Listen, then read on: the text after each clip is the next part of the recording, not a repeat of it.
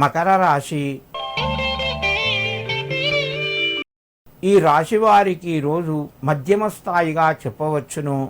ప్రయత్నాలు మెల్లగా ముందుకు వెళ్తాయి. స్నేహితుల ద్వారా కొన్ని ఇబ్బందులను ఎదుర్కోవలసి వస్తుంది. కుటుంబ సభ్యుల మధ్యన సహాయ సహకారాలు మధ్యమ స్థాయిలో ఉంటాయి. ఉద్యోగస్తులకు పై అధికారుల యొక్క ఒత్తిడి పెరుగుతూ ఉంటుంది. ఐటీ రంగంలో ఉన్నవారికి మార్పులు జరిగే అవకాశాలు ఎక్కువగా ఉన్నాయి. జాగ్రత్తగా మీ యొక్క వృత్తిని నిర్వహించండి. మకర రాశి వారు ఈరోజు మహారేణుకాయై నమః అని చెప్పి ఎల్లమ్మ తల్లిని తలుచుకొని నమస్కరించి మీ పనులు ప్రారంభించండి. మీకు మరింత శుభయోగం కలుగుతూ ఉంటుంది. కుంభరాశి.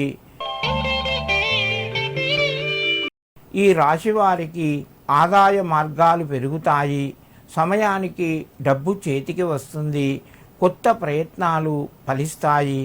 నిరుద్యోగులు ఉద్యోగ రంగం లోపల కొంత అనుకూలత పెరగడం వలన వీళ్ళు ఆనందాన్ని పొందుతారు. కుటుంబ సభ్యుల మధ్యన ఆరోగ్యం అనుకూలంగా ఉంటుంది. కొత్త అవకాశాలు మీ ముందుకు రావడం వలన ఇతరుల యొక్క సలహాలు తీసుకొని వాటిని అమలు చేయండి.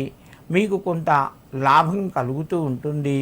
కుంభరాశి వారు ఈరోజు మహాగ్ని సూర్యాయ నమః అని చెప్పి 9 సార్లు చదువుకొని మీ పనులు ప్రారంభించండి.